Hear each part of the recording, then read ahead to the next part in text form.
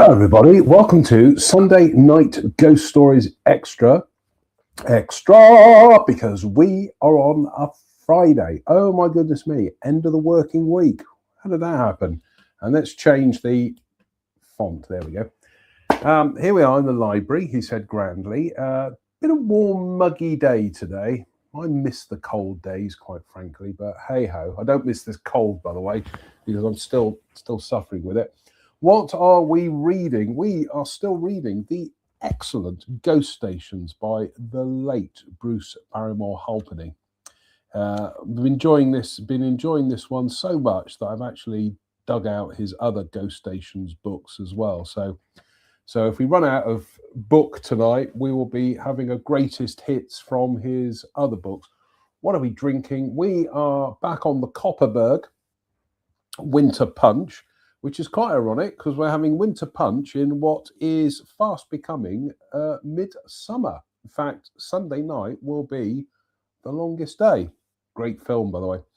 And then after that, the nights start drawing in, which kind of makes me a bit happy, actually, because I tell you what, it has not really got light in the evenings at the moment. It's still light out there now, but it's a little bit dark. Anyway, let's top up the Copperberg cider, the fruit, how does it describe itself? Winter Punch, Copperberg cider. Apple cider with a taste of blackberry and blackcurrant, contains sulfates to preserve freshness, suitable for vegans. There we go. So 3.4%. Uh-oh, Dead Soldier and Run VT, he says, looking for the VT, and Run VT. Oh, it's jolly nice of you. Hello, Dead Soldier. Seen plenty of those in my time. What are we washing it down with? Well, tonight, excuse me, I absent-mindedly poured out some of the Arbracken instead of the Western Gold honey. So we'll have some Arbracken tonight. So let's crack on mit der Ghost Stories, because the sooner I get the ghost stories done, the sooner I can have some supper, quite frankly. I'm just seeing, where did we get up to? No,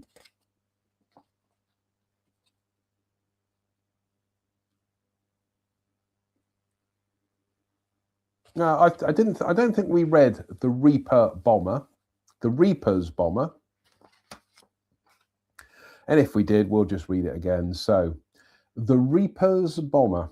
RAF Lisset in Yorkshire opened as a bomber airfield in number 4 group in February 1943, and for the duration of the war it housed number 158 squadron. The Handley Page Halifaxes of number 158 were soon in action against a variety of targets, which included Berlin, Essen and Duisburg. On the 22nd of October 1943, the squadron dispatched 20 bombers in a raid against Kassel. They were part of a force of 569 heavy bombers, and the raid was a disaster almost from the start. No, we did read this one. As the raid got underway, one bomber, LW-268, piloted by Sergeant Glyden, went out of control after a tyre burst on takeoff and crashed at the end of the runway. The crew got out, but part of the bomb load blew up. As a result of this accident, 10 Halifaxes were diverted to nearby Catfoss on their return. No, I don't think we did read this one. The raid was nearly spoiled by bad weather, and severe icing forced many bombers to turn back. 5 did so from number 158 squadron. It proved very costly, and 42 bombers were lost, 2 from Lisset, Flight Sergeant Marshall and Sergeant Cipriani. What happens when you try doing a ghost story show and you still got a cold? It proved very costly, and 42 bombers were lost, 2 from Lisset, Flight Sergeant Marshall and Sergeant Cipriani. All 7 crew in each aircraft were killed. It was a few weeks after the Kassel raid that a phantom bomber was heard and seen just before dawn, and it was at the time of a heavy frost and bad weather. That night, a Halifax bomber piloted by Sergeant Vincent was missing from a raid on Stuttgart. All 7 crew were killed. On the 20th of January 1944, 2 ground crew from 158 Squadron both saw the Phantom bomber pass over the airfield as if warning of the dangers ahead. That night, the squadron dispatched 16 aircraft to attack Berlin. Again, the weather was bad and 3 aircraft had to return early. Flight Sergeant Thompson, Royal Canadian Air Force, failed to return. Again, all 7 crew were killed. It was uncanny, but each time the Phantom bomber was seen, an aircraft and all its crew went missing. The Phantom bomber was seen again early morning on the 10th of April 1944, and that night the squadron put up 20 Halifaxes as part of 167 bombers to bomb the marshalling yards at Tergnier in France. From the total force of 167, 6 bombers were missing, 4 of them from No. 158 Squadron at Lisset. Flight Sergeant Sims and his crew were all killed. Squadron leader Dredge and his crew were all killed. Also, Flying Officer Couchman, Royal New Zealand Air Force, and his crew were all killed. And the 4th bomber, piloted by Warrant Officer Gibson, and from the 4th bomber, piloted by Warrant Officer Gibson, 4 crew were killed. The squadron worked hard and played hard as the night bombing campaign continued.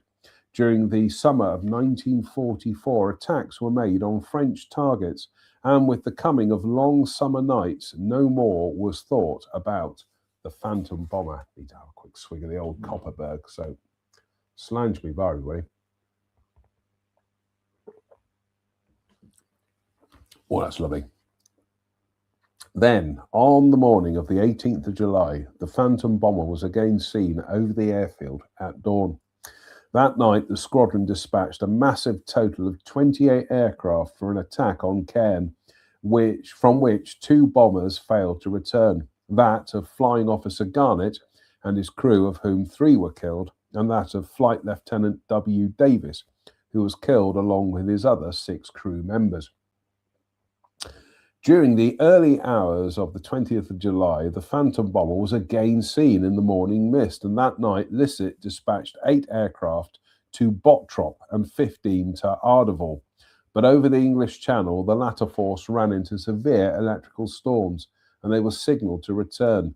But 6 crews did not hear the signal and pressed on to the target. Flight Lieutenant Platten, piloting Halifax NZ352, crashed 9 miles west of Neufchâtel in France, killing all 7 crew.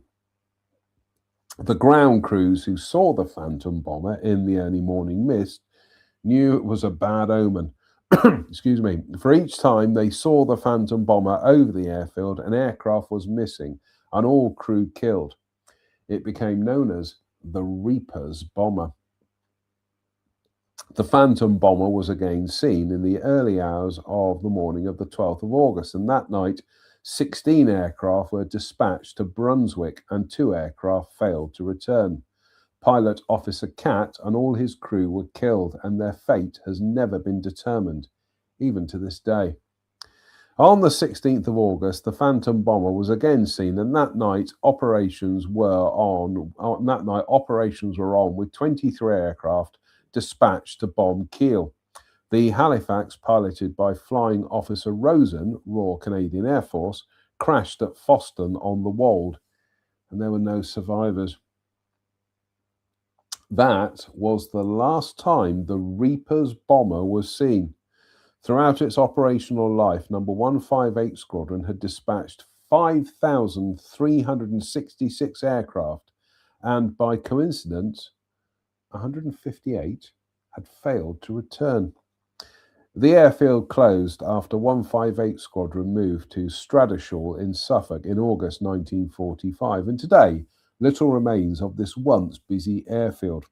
The runways have been reduced to track only, and the evening air no longer reverberates to the roar of engines. only the ghost bomber remains. It definitely deserves a...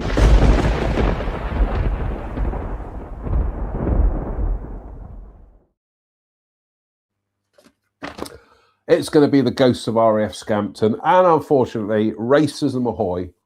So we're going to circumvent that. So cheers, me beers. I was dreading having to read about Scampton, but anyway, Slange me bar.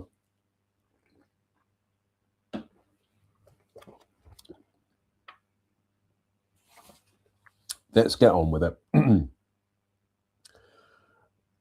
The ghost of RAF Scampton. The first sighting of the dog, a medium-sized black Labrador, was seen in February 1952 at Royal Air Force Scampton near Lincoln. The weather was very cold with sharp frost night and morning. The weather was very cold with sharp frost night and morning. This was the first reported sighting, and the black Labrador was seen by leading aircraftman Yeomans, who was a mess waiter. It was about 4 p.m. and Yeomans was sitting alone in the downstairs staff room, the windows of which looked out onto a small yard which led into the rear entrance of the officers' mess. It was becoming dark, but the visibility was still good, and Yeomans saw the Labrador sitting close to a large heap of coal which was used in the officers' mess. The dog sat motionless, said Yeomans. It sat looking up towards the upper windows at the rear of the building. On this floor, being the top floor of the officers' mess, were the private rooms of commissioned ranks, officers' sleeping accommodation. The dining room, kitchens, and mess bar, the dining room, kitchens, and mess bar belonging. Been a long day. The dining room, kitchens, and mess bar being all on the ground floor. Leading aircraftsman Yeoman said that he watched the dog through the window for about 2 minutes as he sat at the large staff room table. Throughout that time, the animal did not move, but continued to gaze up at the top floor windows. Yeoman's curiosity became aroused by the manner in which the Labrador was staring upwards with no sound or movement at all. He rose and went out along the rear passage to the rear door. Yeomans opened the door to call out to the animal, but the Labrador had gone. Yeomans was puzzled, for it had only taken him about 15 seconds to reach the yard door, and in that time it had vanished. He crossed the yard to try and see if he could find the dog going through the rear gate, which opened out onto a very large tract of open field situated between the officers' mess and the airmen's billets and barrack blocks. No, it's true, I tell you. One of the main camp roads lies adjacent to the field and a row of huts. Yeomans had a clear view all round, yet could see no sign of the dog. It could not have crossed the field. It could not have crossed the wide field within the few seconds between Yeomans leaving the staff room and arriving at the field. He thought it very odd that he had not sighted the dog, and he worked his way around to the front of the mess, but still he saw no sign of the Labrador. Yeomans then went back into the mess and forgot about the puzzling incident. Swig, so Slange.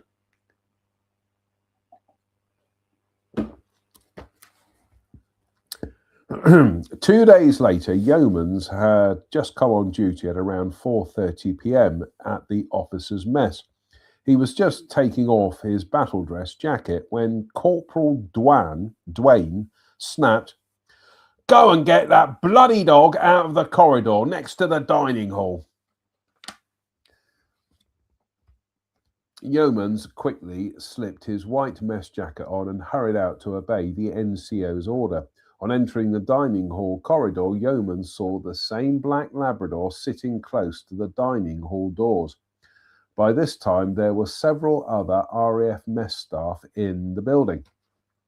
Yeomans moved towards the dog, and as he did so, it immediately rose from its haunches. As it moved, it seemed to blur, said Yeomans. Oh, the beer burps. 16 minutes and 45 seconds. There we go. That's quite early tonight. As it moved, it seemed to blur. I do apologise. As it moved, it seemed to blur, said Yeomans. The dog headed for the stairs leading up to the officers' sleeping quarters, and Yeomans dashed after it, going up the stairs 2 at a time.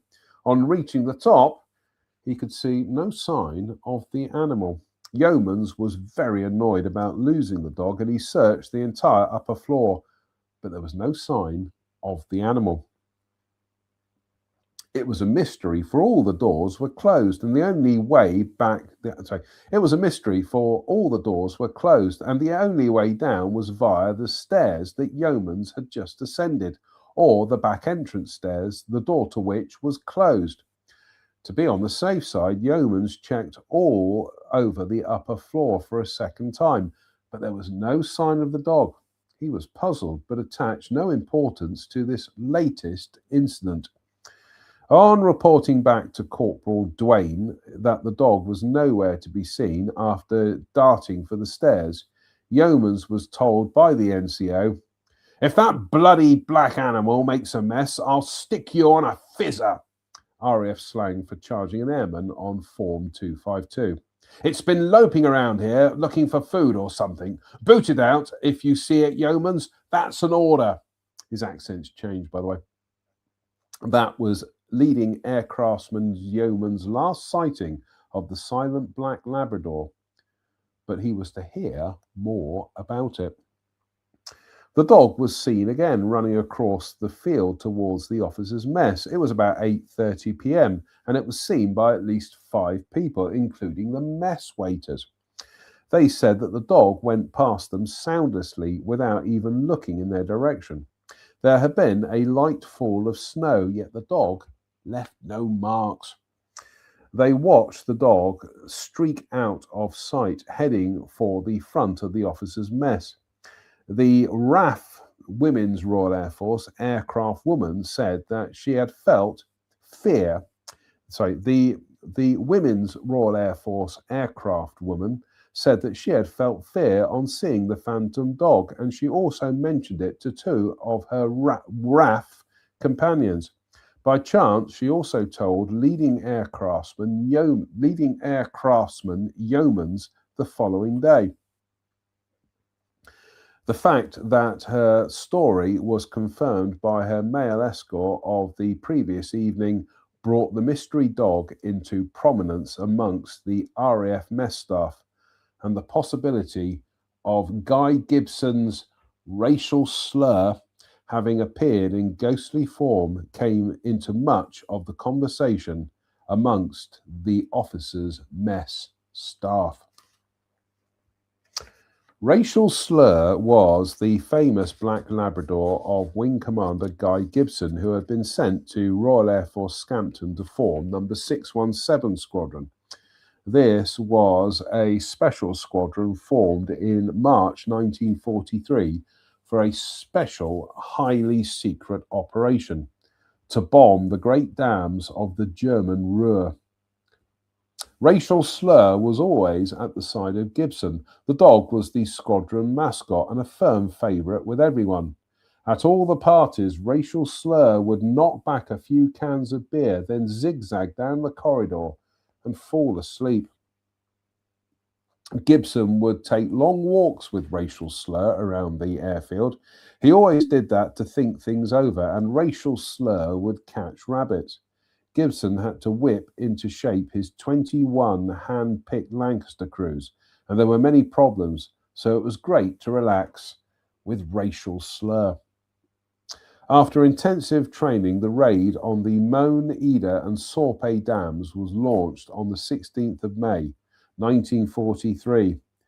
However, only hours before the raid, Gibson was informed that Racial slur had been run over by a car outside the camp. He was killed instantaneously. Gibson went back to his room and sat alone looking at the scratch marks on the door Racial slur used to make when he wanted to go out. He felt very depressed, but the mission was on. He realized that the death of Rachel Slur was a very bad omen, and he ordered his death to be kept secret. Just before takeoff, Gibson gave instructions to Chiefy Powell to bury Rachel Slur outside his office at midnight that night when they would be crossing the enemy coast. Gibson hoped that his friendly little soul would give an uplift with the task ahead. The Moan and Eder dams were attacked and breached, but it was a very costly operation with 9 aircraft lost and 53 brave young men. Gibson returned safely and was subsequently awarded the Victoria Cross. A total of 34 decorations were won on this operation. Guy Gibson was later killed on a raid against Reddit? How do you pronounce that? Guy Gibson was later killed on a raid against Reddit in Germany on the night of the 19th and 20th of September 1944. His de Havilland Mosquito crashed in Holland, killing both himself and his navigator, probably flying a Pathfinder mission. So at that, a watch was kept for the dog, and there were several more sightings, but none in daylight. It was seen during 1952 by members of the United States Air Force who were at RAF Scampton for a few months. The American servicemen occupied wooden huts right at the edge of the open field as their temporary quarters. The Labrador was also seen on the night of the 16th and 17th of May 1943. This was 10 years to the day that Rachel Slur was killed. The sighting occurred at dusk and was made by a non-commissioned officer and his wife as they neared the camp gates near the guardroom, which was on their left. Again, a black Labrador moving quickly without sound, not even the rattle of hard claws. Again, a black Labrador moving quickly without sound, not even the rattle of hard claws on a hard surface. The dog ran past on their right as they arrived at the main gate, running directly onto the road close to the entrance. When the couple arrived outside the camp, the dog was nowhere in sight. Wing Commander Guy Gibson did own a pet black Labrador dog, which was killed immediately outside the camp gates, and it was buried outside his offices at RAF Scampton whilst he was en route for the dams. Rachel Slur's grave can still be seen at RAF Scampton today. Rachel Slur was immortalised in the dams raid, for Rachel Slur was the code message announcing the success of the operation. There's a photograph of Rachel Slur's grave, but I'm not going to show it to you because it's got the uncensored word. Oh no, we haven't finished here. We've still got another page to go. Oh, I'll have a quick swig of the old beer. Slange me vibrate. It felt like we'd come to a natural end there, but apparently the racism continues.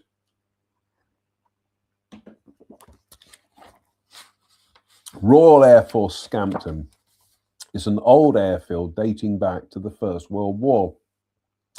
After the armistice, the station closed, only to reopen again in the late 1930s.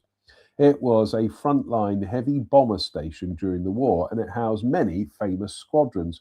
Numbers 49, 83, 467, Royal Australian Air Force, 57, 153, and of course the famous 617 Dambusters.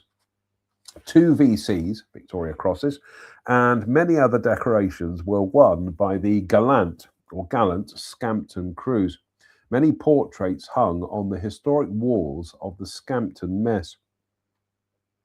Post-war saw the English Electric Canberra wing and the V-bombers, and over the years there have been many sightings of both Rachel Slur and a figure of a ghost airman dressed in full flying kit, the most active period being in the 1950s. In May 1955, Royal Air Force Scampton closed for runway extension.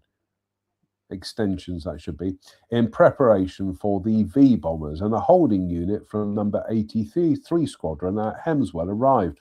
Warrant Officer Len Devonshire, who had spent 10 years in the Far East, was part of the holding unit, and after settling in, went with Sergeant Thomas Minton and Master Pilot Adam Pienziek to the sergeant's mess for a drink.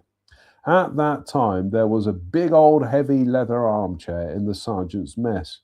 No one ever sat in it. The legend was that a Polish sergeant pilot was suddenly called to make up a crew in the 1940s and left a pint standing on the bar. "Keep my drink and my seat. I'll be back soon," he told the barman. But he died on that mission. Len Devonshire remarked about the old leather armchair, and the dusty barman, a civilian who had spent many years in the sergeant's mess, advised him not to sit in the armchair. "He explained why not," said Devonshire, "but I scoffed at the whole idea and took my drink straight across to the old ghost." Again. "He explained why not," said Devonshire, "but I scoffed at the whole idea and took my drink straight across to the ghost's old armchair. I sat down. Within minutes, I felt an icy chill all over. It was not my imagination. There was definitely an uncanny force making me feel extremely uncomfortable. It was unbearable, and with a "I told you so" looks from the duty barman and my two friends, I quickly moved to another seat. Today, Royal Air Force Scampton is the home of the famous Red Arrows aerobatic team. A Lancaster bomber stands as gate guardian and a reminder of those hectic wartime days when many brave young men laid down their lives. It is only a few yards from this old Lancaster bomber where racial slur was killed that fateful night in May 1943.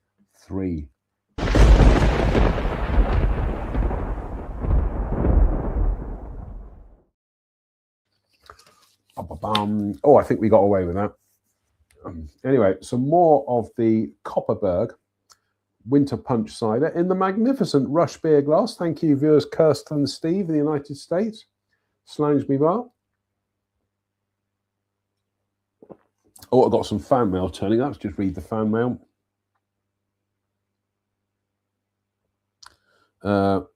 Who's fan mailing me? Yeah, no, nothing vital. Slash. Oh, loving this Ghost Stations book. The Ghost of El Adam. Some of the bloodiest fighting of the Second World War was fought around Tobruk in Cyrenaica.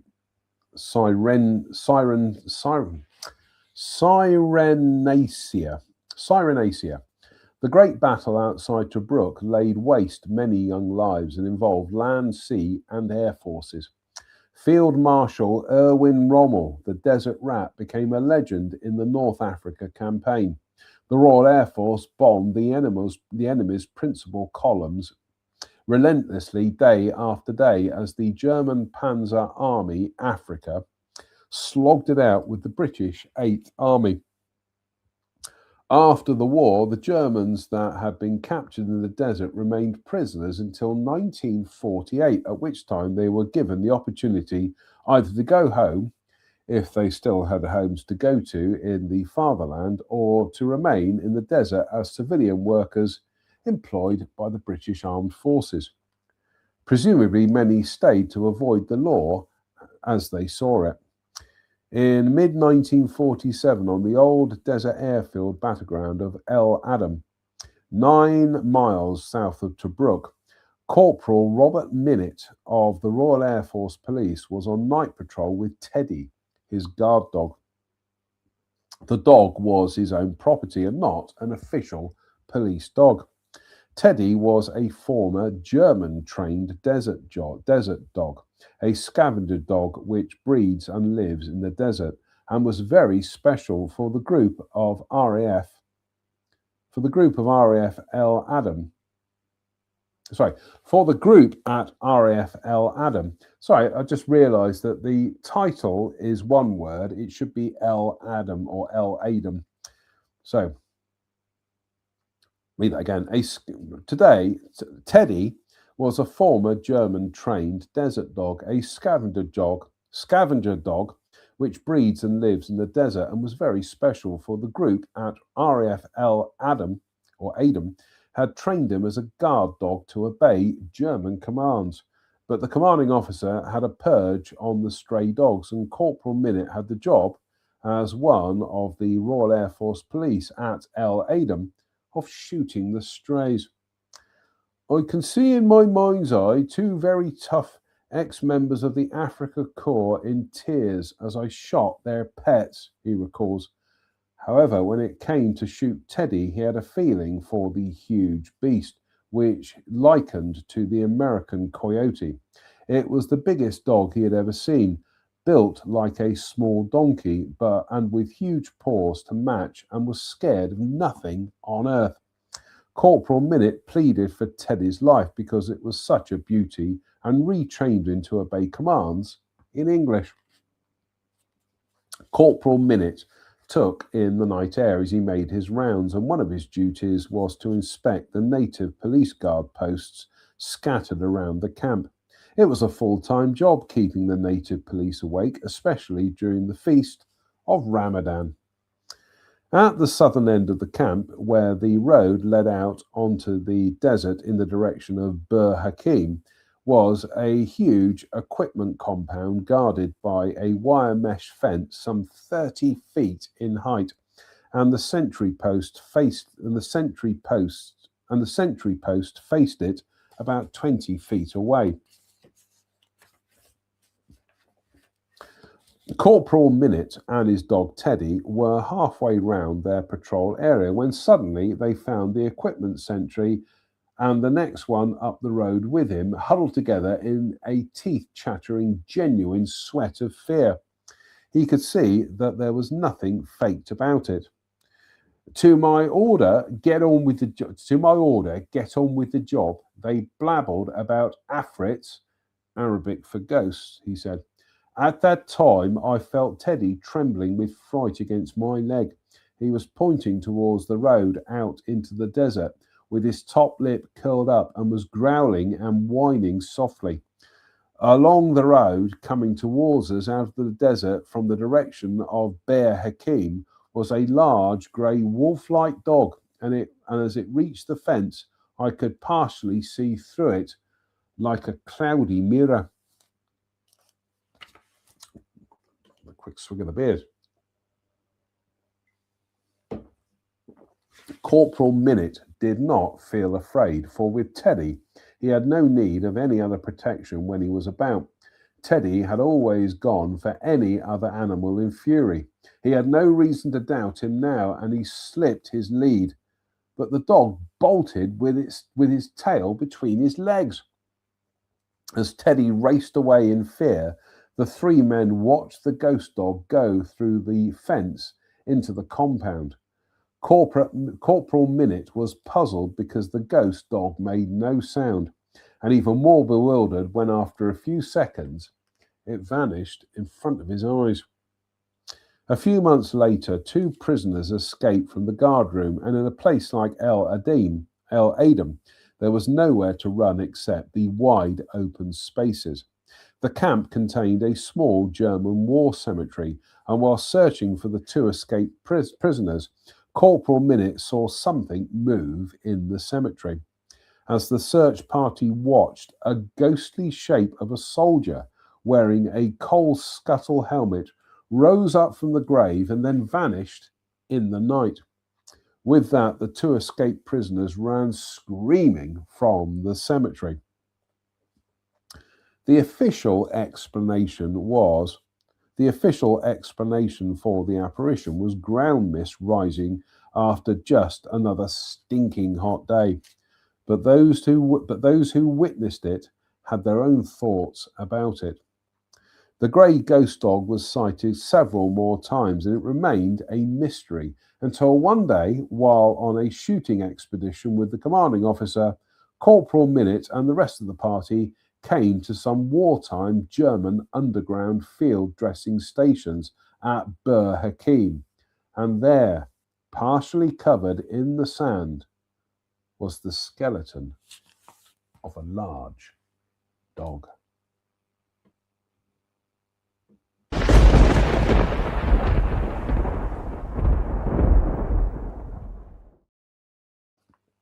I've lost where we are now. No, we're back up to date. We are bang up to date. What are we up to? 37 minutes. We have gone through half time. Goodness me, we have been engrossed in the book so much. So let's finish off the cider. Cheers, me beers. Let's have the last swig of the Ardbracken. Thank you, Lidl. The second beer for tonight is Will's Neck Golden Bitter from the Quantock Brewery. This beer forms part of our roots as a brewery and is still brewed to its original recipe. A much-loved, award-winning classic Q8 recipe is named after the highest point on the Quantock Hills, overlooking the Bristol Channel. A bright golden bitter with a firm bitterness and a notable hop aroma. Hops, Chinook and Cascade. 4.3%. Quantock Brewery. Reg and I pass them every time we go to the West Somerset Railway at Bishop's Lydeard, the little industrial estate where the station is, or rather the industrial estate that has built up where the station is. That's where the Quantock Brewery are based. So, but I got these as part of a package of beers on the train. So, oh, lovely. Right, let's let that settle for a second. Now we're going to have the Western Gold Honey. And it's half time. So what should we chat about? We've got some little snacks as well. What's today been? Today's just been work. It has been me trying to resolve awkward shapes on 3D objects. Got there in the end, but oh my goodness me, it's been hard work. And it's also a little bit of watering of plants. That's it. It's just been solid work today. So, oh, the beer burps again. Do apologise. Oh, I love these Thai chili snacks from Lidl. Thai chili rice snacks from Lidl, I should say. So, what's the recipe tonight, Jim? What's the recipe for the weekend? Going to be some gardening. Going to be some football, obs. Opera on Radio 3 tomorrow night. Just kind of chillax, really. I hate that word, but I like using it. So just a bit of chilling and relaxing.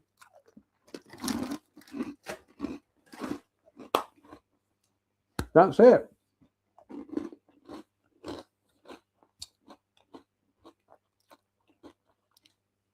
I did sow another bowl of spinach tonight because the spinach that I'd sown still hasn't germinated, so I thought we'll give that another go.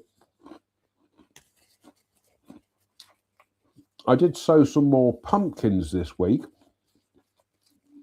and in order to get them going, I put the seed tray in the airing cupboard. Oh my goodness me, after 48 hours little shoots were coming up, so they have been removed and put down on the windowsill.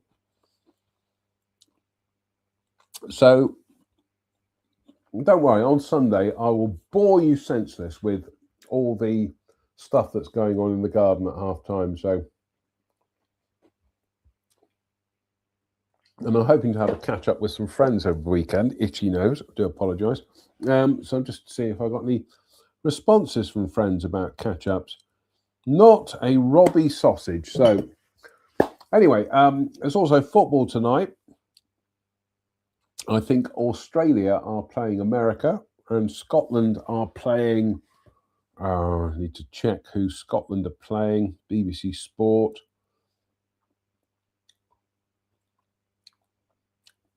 Football. Oh my goodness me. Australia, America are 2-0 up against Australia. I was disappointing. I thought for a second there Australia were leading against America. And who are Scotland playing tonight? They are playing Morocco. So anyway, so that's it really. I'm trying to think anything else. Derpy's outside because it's a warm night. It's a warm night. That's why I'm wearing a jumper. I was going to say, what did I do yesterday? I was cat sitting for my good friend Faye, and then I had to go down to that there Glastonbury to do some demos for the big Japanese toy company Tamiya, which is great fun. So despite the fact it was a little bit overcast yesterday, sat out on you can see that. I was sat out on the chairs outside Faye's van, and I got horribly sunburnt, even though the sun wasn't out. So there's a lesson for me. So that's why we're all covered up tonight. That's about it. That's pretty much how boring my life is. So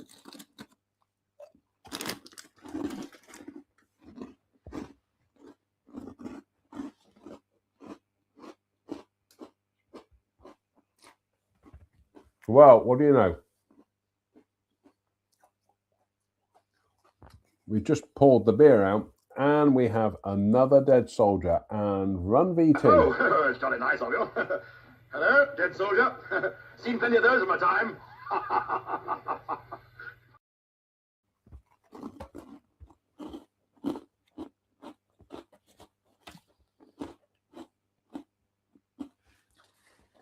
This is obviously the dog chapter of Ghost Stations, because we're on to Bobby's Vigil now. Royal Air Force Ludford Magna opened, sounds like it should be in the West Country, quite frankly. Royal Air Force Ludford Magna opened as a heavy bomber station in 1943. It was a bleak, windswept site high on the Lincolnshire Wolds, and for the duration of the war it housed number 101 Squadron. This was a special duties squadron whose task was radio countermeasures, and special equipment was carried in their Avro Lancaster bombers, which would make them part of 100 Group. I know that because I learn things. With almost continuous cold winds and heavy rain, there were very few home comforts for the crews or ground staff. About the late spring of 1944, a half-breed retriever Shetland sheepdog could be seen around the billet camp of the billet site of the camp. Then the dog gained the approval of Air Commodore Fielding and Group Captain King for the way he bullied and herded the fowls and geese bought by the senior officers to fatten up for Christmas. He became a favourite with the ground crews, and they named him Bobby.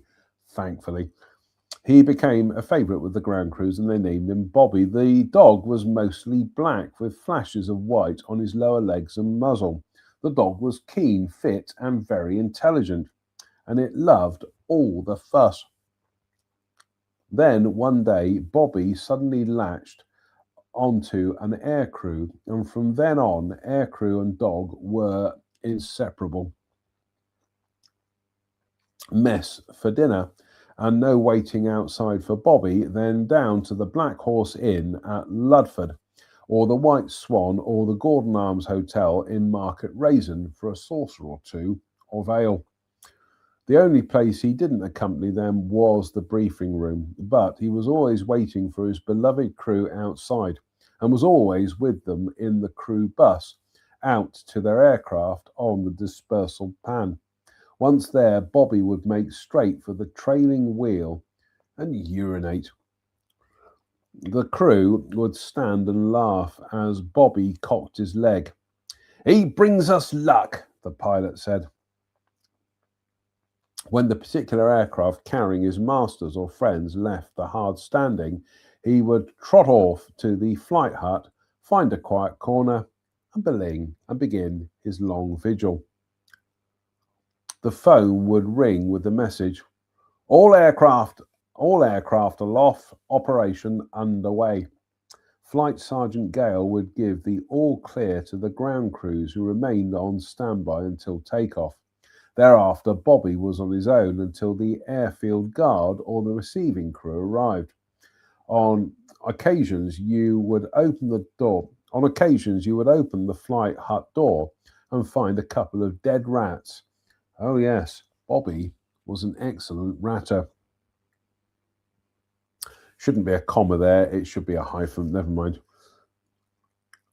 I have watched Bobby when the aircraft were due, said Corporal Daniels, who was an instrument maker with 101 Squadron. He would whine to go out, probably 30 minutes before they actually arrived. But what my mates and I could not understand was the fact he seemed to know when his particular friends had landed, whether it be the 1st or the 15th Lancaster to land. Strictly to habit, he would be outside the debriefing room to meet his friends. Then one day, Bobby got into a scrape by continued harassing of a WAF's officer's Pekingese, and the WAF officer had the station police pick him up. News travelled that Bobby had been nicked, and all hell let loose. Some 20 Irks, a flight lieutenant gunnery leader, and Bobby's. Let's have a quick swig of the beer. My throat's closing up again. So, slouch.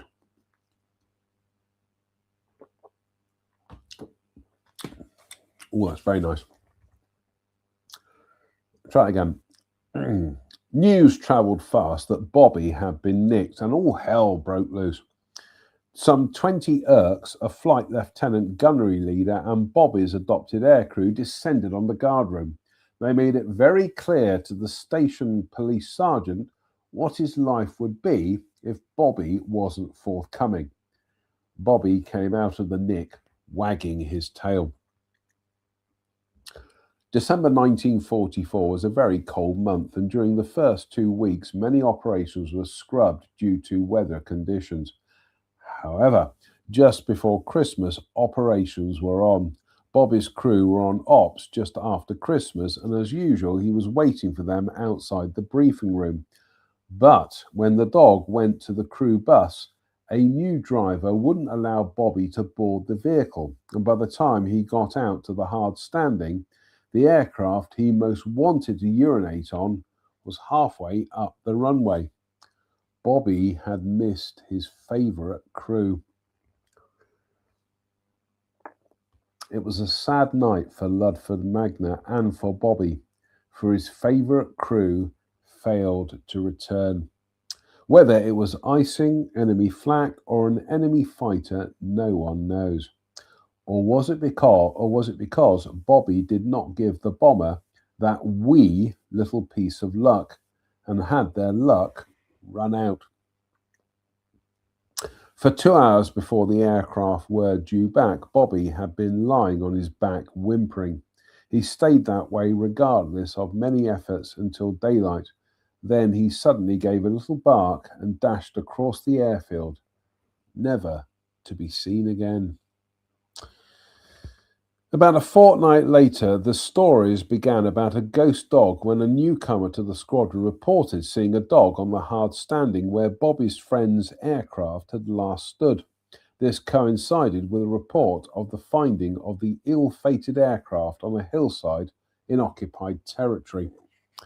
During January 1945, Ludford Magna had some very heavy snowstorms, and then the Ludford to Louth Road was impassable. Snowplows and airmen fought a losing battle on the runways. The snowdrifts were 5 feet high over the hardened snow pushed into the ditches by the snowplows. When the thaw came, it was intermittent with hard frosts, and the runway was like a skating rink. But nevertheless, one aircraft was scheduled on a cross-country flight. On its return, it overshot the runway and careered off the... Beer burps again. Do apologise. Oh, that's better. I'm so sorry. On its return, it overshot the runway and careered across the road, straddling a ditch. Hardly any damage was done to the bomber, and the crew members were only badly shaken. The rescue teams were soon on the scene, and just as they were about to couple up the tractors to drag out the aircraft, they discovered the body of poor old Bobby. The rescue crew recognized Bobby, and all work came to a halt. One airman wrapped the body in an RAF ground sheet while the rest of them dug a hole on the side of the road. They then buried Bobby. That very evening I was in the flight hut, said Corporal Daniels, in the company of riggers, fitters, radar ops and others waiting the all-aircraft borne... That evening I was in the flight hut, said Corporal Daniels, in the company of riggers, fitters, radar ops and others waiting the all-aircraft airborne call, when a small black dog, just like Bobby, dashed into the corner he used to frequent. 3 of us turned to get a better look at the dog, but at that moment the squadron messenger dashed in and delivered a message in his Hebridean tongue, which only Stormy Gale, the flight sergeant, could understand. Someone asked the question, "What did he say?" The answer shattered me. The flight shouted, "Did you hear that old Bobby was found today?" Several of us looked to Bobby's corner. No dog, nothing. The door had been shut by the messenger. Where did it go? Or were we all seeing things? After that, there were many stories of Bobby being seen around the flight, by the briefing room, and after that, there were many stories of Bobby being seen around the flights, by the briefing room, and at the dispersal pan where his master's Avro Lancaster bomber used to stand. I didn't see him again, said Corporal Daniels, but I was present one evening, just after takeoff. One of the officers came in with an Alsatian. In the presence of 8 to 10 airmen, plus the officer and the flight sergeant, the dog dashed over to Bobby's corner. Within seconds, it let out a whine, and with its hair raised and its tail between its legs, it shot out of the hut and refused to step inside the hut again. Daniels added, I always remember Ginger Race, the rigger, remarking, Bobby doesn't like his vigil being disturbed. Today, very little remains of the old wartime airfield. The runways are gone. Today, very little remains of the old wartime airfield. The runways are gone, but still clearly visible. During the past few years, there have been a number of sightings of a phantom dog, and as often as not, during the month of January. Was it Bobby? Well, that definitely deserves a...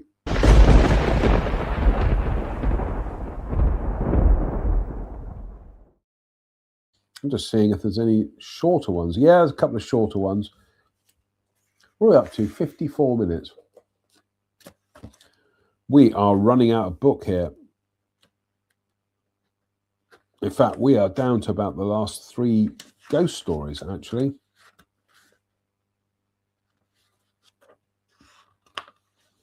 Oh no, I think we can do Ming the Fate. Yeah, this is fine. This is fine. Right. Some more wasabi snack mix. Thank you.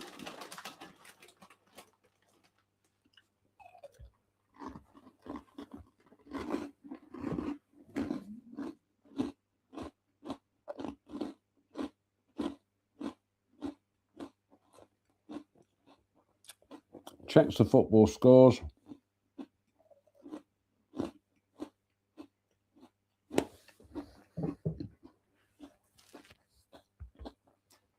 Slange Bowley.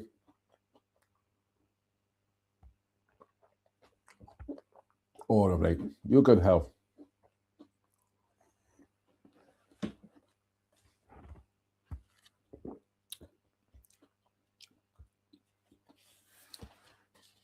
These are all definitely dog stories now. Ming the Faithful. Not merciless, faithful. Soon after getting married in November 1939, Percy Charles Pickard bought an English sheepdog to keep his wife company while he was on operational sorties. He called it Ming, and with Mrs. Pickard being in married quarters on the airfield, Ming was always there to watch his master take off, and Dorothy Pickard soon saw the change in Ming when his master took off on a raid. He would then settle down and sleep until the bombers began to return, but before they did, Ming would go and sit outside looking up at the sky and would wait silently until Pickard came back. On the 19th of June 1940, Vickers Wellington O for Orange, piloted by Pickard, was hit by flak after attacking a target in the Ruhr. One engine was put out of action, and on one engine the Wellington tried to make it back to base, but it gradually lost height and crashed into the North Sea. Fortunately, the ditching was successful and the crew made it into their rubber dinghy. Just after 3 a.m., Ming became restless and paced up and down, and a whimper woke up Dorothy. She got up and opened the door, and Ming rushed outside, turning round and round and searching the sky She got up and opened the door, and Ming rushed outside, turning round and round and searching the sky as she did so. Mrs. Pickard came over all cold. Was it a sign? What did Ming know? She rushed inside and telephoned the operations room to be told that O for Orange was missing. The morning dragged by terribly slowly, and Mrs. Pickard walked a few times onto the airfield. Throughout it all, Ming continued to look skywards. Towards late afternoon, the dog suddenly settled down and went to sleep. It was some time before Mrs. Pickard noticed that Ming was asleep, and as soon as she did, she rushed to the telephone. It was some time before Mrs. Pickard noticed that Ming was asleep, and as soon as she did, she rushed to telephone the operations room. It was early evening, and she was told that Pickard and his crew had been found a couple of hours earlier and were now being picked up by an air-sea rescue launch. The bond between Pickard and Ming grew stronger. Bonded together by war, this giant of a Yorkshire man, he was 6 feet 4 inches, and Ming, the English sheepdog. There we go. The bond between Pickard and Ming grew strongly. Bonded together by war, this giant of a Yorkshire man who was 6 feet 4 inches, and Ming, the English sheepdog. Ming flew with his master on many training flights, and Pickard issued Ming with his own flying logbook marked Honorary Observer. Ming became a favourite with everyone on the station, and his legend soon spread. Between raids, Pickard would spend a lot of time rabbit hunting with Ming. 4 sharp whistle blasts would always bring Ming running back to his master. Pickard always called Ming by putting his fingers in his mouth and giving 4 sharp blasts. On the night of the 27th and 28th of February 1942, Wing Commander Pickard, who was then commanding officer of No. 51 Squadron at Dishforth, Yorkshire, took part in Operation Biting. Pickard was liked and respected by all the men in his squadron, and his fame had spread, for he was already well known to millions as the pilot in the twin-engined Vickers Wellington P2517 Bomber F for Freddie in the documentary film Target for Tonight.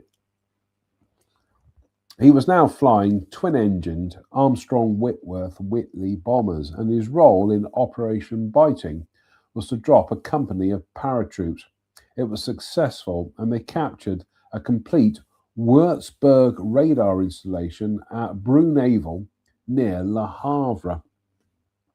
Oh, yeah, another quick swig of the old beer. Oh, we've gone through the hour mark. Goodness me. Slant. Oh, hard work when you got a cold.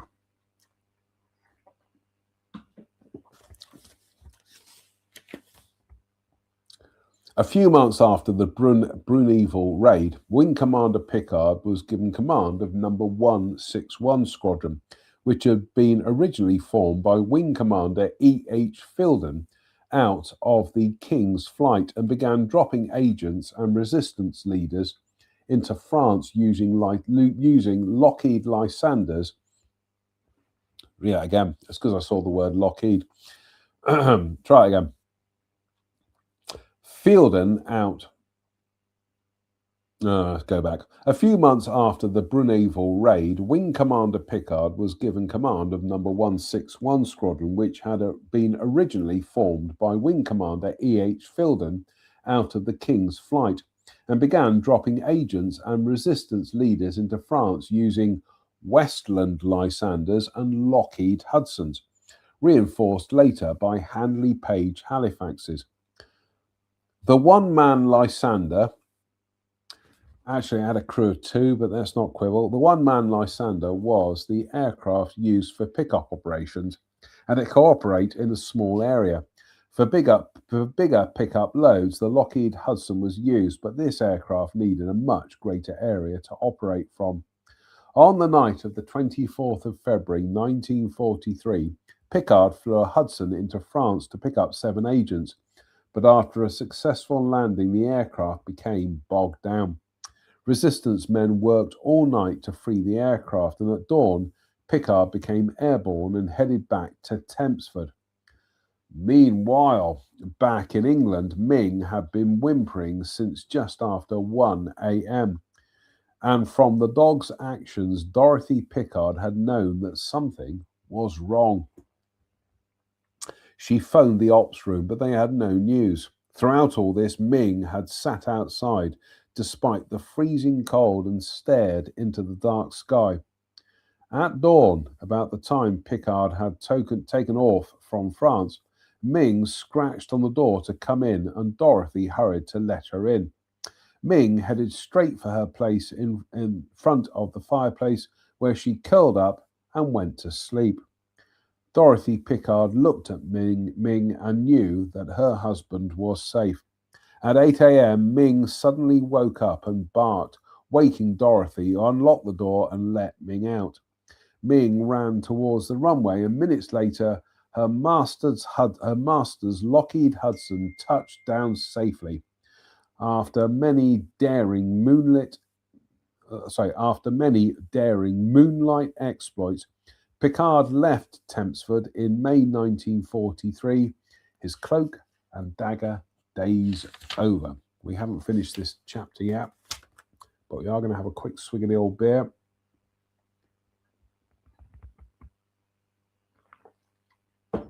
And also from the magnificent United Federation of Planet Shot Glass, again, courtesy of viewers Kirsten and Steve in the United States. Slange me var.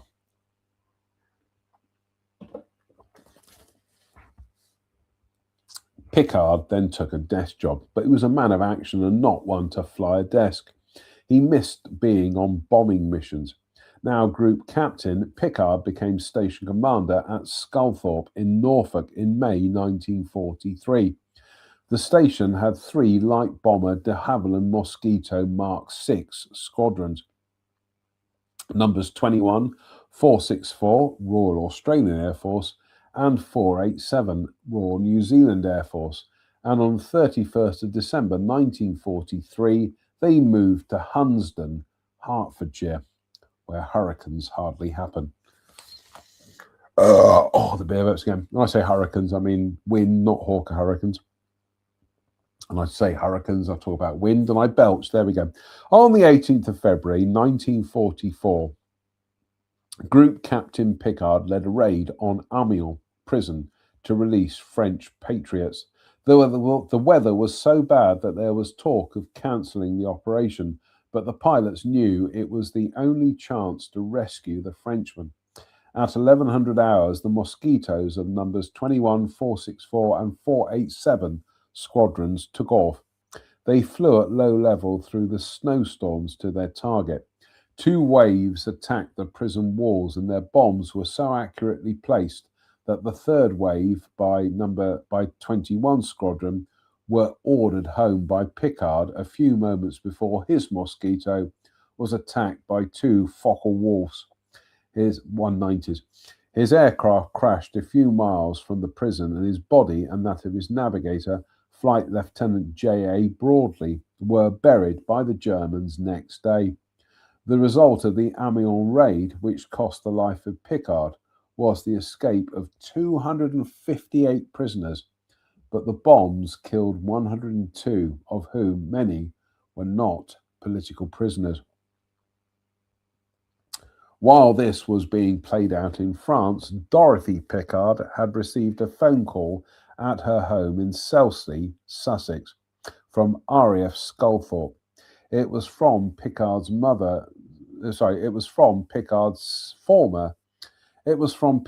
former second in command, and he informed Dorothy that Ming was very ill. A vet had looked at the dog and found nothing wrong, but the dog was ill.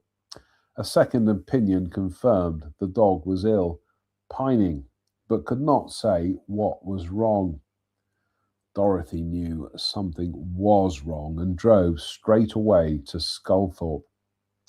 She went cold with fear when she saw Ming laying on the floor, vomiting blood. "Pick is dead," she said. "How can you say that from just looking at the dog?" the officer asked. But she knew it, and Ming knew it. The bond between Ming and his master was strong. However, Ming was nursed by Dorothy and brought back to health, but the dog was never the same. After the war, Dorothy Pickard and Ming moved to Rhodesia, and they settled down to their new life, Zimbabwe. One night, Mrs. Pickard was awakened by Ming, who was whimpering and restless, just like she used to be when her master was flying operational sorties. She got up and let Ming out into the garden, and as she did so, she heard 4 sharp whistle blasts, just like her master used to do when calling Ming. "Anybody there?" shouted Mrs. Pickard. She looked round for Ming and found her near the door, looking up into the sky. Suddenly Ming howled, and seconds later Dorothy again heard 4 sharp whistle blasts. She glanced into the darkness and then back to Ming in time to see her looking skywards before falling over, dead. When the morning newspaper arrived, the first thing that struck Dorothy Pickard was the date, 19th of February 1952. It had been the night of the 18th of February when Ming had woken her, and she had heard those 2 sets of whistle blasts. Pickard had been killed on the 18th of February 1944. Had Ming's master called, and had Ming answered the call of her master, Ming the Faithful? Definitely deserves a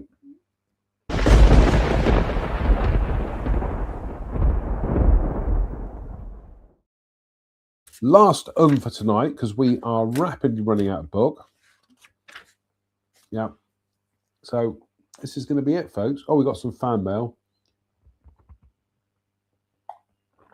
And we got some Thai chili snacks. But I'll read the fan mail once we finish Ghost Stories. So.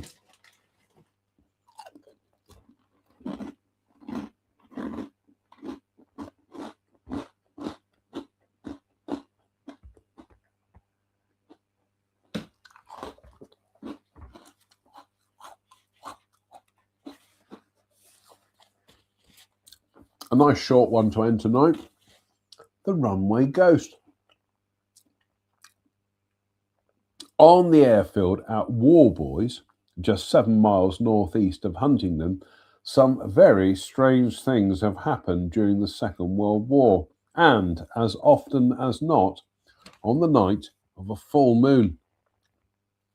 Warboys opened as a training airfield in 1941, and in August 1942, the newly formed 156 Squadron moved in with Vickers Wellingtons. There they remained until March 1944. They became part of Number 3 Group's Pathfinder Force and remained in this role for the rest of the European War, flying first Vickers Wellingtons and then 4-engined Avro Lancasters. Their role was to mark targets with incendiary bombs and flares, and the squadron played a major part in Bomber Command's offensive. During operations, the squadron lost 45 Wellingtons and 107 Lancaster bombers. Somebody's messaging me. Who's messaging me?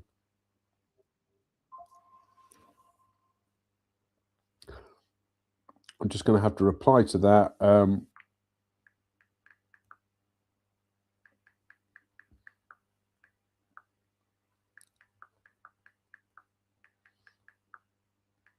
It's my friend Judith trying to contact me. So shortly, Judith, shortly. The incidents occurred after aircraft were returning from raids. One aircraft was seen to make a good approach, but after a certain distance along the runway, it suddenly swerved off with fatal result. Another aircraft did the same thing, but fortunately the crew escaped injury. Again, the same thing happened a little later on. Each time, aircraft made a safe landing only to suddenly swerve off the runway at a certain point. After each incident, the aircraft's undercarriage braking systems and other checks were made, but in every case, there was nothing wrong. The pilots were questioned, but they would not say what made them swerve. Eventually, one pilot was induced to say what happened. I had just made a perfect touchdown, he said, and was hurtling down the runway when suddenly what appeared to be a little girl walked across the runway, and I had to swerve to avoid her. Upon this strange explanation, they questioned the other pilots again, and at long last, they said the same thing. A little girl had crossed the runway in front of them. There were no dwellings in the vicinity, the nearest village being a mile or two away, and nobody could account for the strange apparition. However, sometime after this, some people were walking by the side of the runway when they came upon the skeleton of a little girl partially buried. The remains were never identified, but the remains were taken away and buried in a nearby churchyard. And from that time on, there were no more sightings of the apparition. Strange, but it seems that as soon as she was decently put to rest, she did not appear anymore.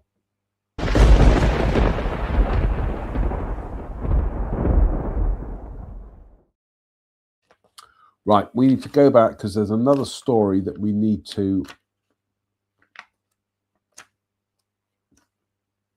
No, we did that one. Right, okay. I think we're pretty much up to date for when we do Sunday Night Ghost Stories on a Sunday. So a few more rice chili snacks.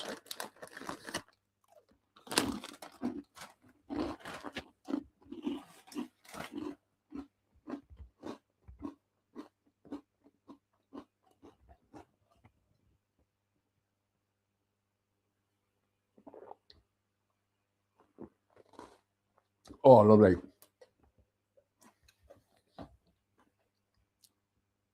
Strangely well.